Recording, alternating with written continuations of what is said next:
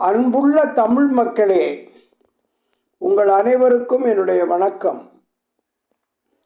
நம்ம யூடியூப்பை திறந்த உடனே ஆன் பண்ண உடனே நம்ம கண்ணில் படுறது ராசி பலன் தான்.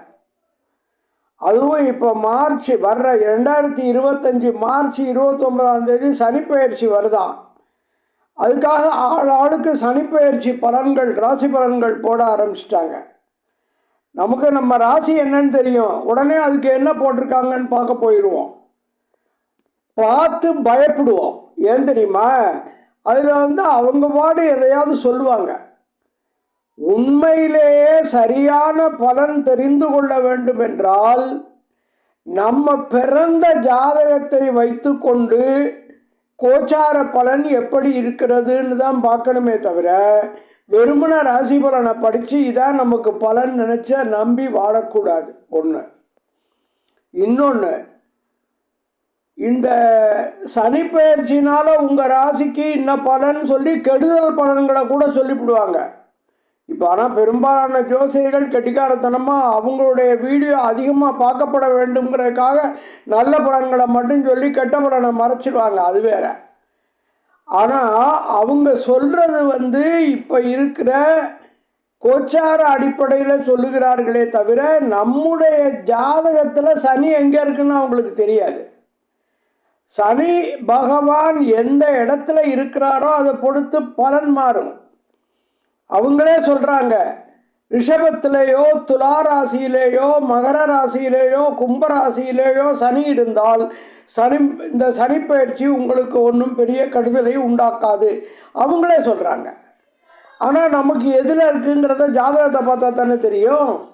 அதனால என்ன கேட்டால் இந்த ராசி பலனை பார்த்து பயந்து போகிறத விட அதை பார்க்காம இருக்கிறது நல்லது. இப்போ 82 வயசு நான் வாழ்ந்துட்டேன். பெரும்பாலும் ஜாதகம் பார்க்கவே இல்லை. ஒருவேளை என் மனைவி கொண்டு போய் எனக்காக பார்த்தாளாங்கிறது எனக்கு தெரியாது. ஆனால் நான் ஜாதகம் பார்க்கவே இல்லை.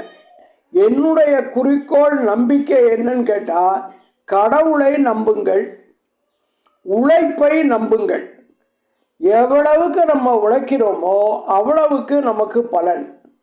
இன்னொன்று, நம்ம முற்பிறவி பழைய பிறவிகளில் செய்த கர்மாக்களை அனுபவிப்பதற்கு தானே வந்திருக்கிறோம்.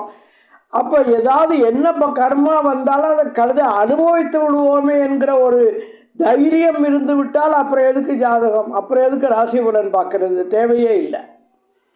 அதனால் யார் ஒருவர் இறைவனை நம்புகிறார்களோ, யார் ஒருவர் இடைவிடாமல் உழைப்பதற்கு தயாராக இருக்கிறார்களோ அவர்களுக்கு இந்த சனிப்பெயர்ச்சி மற்ற பெயர்ச்சிகள் எதுவுமே எந்த கெடுதலையும் செய்யாது.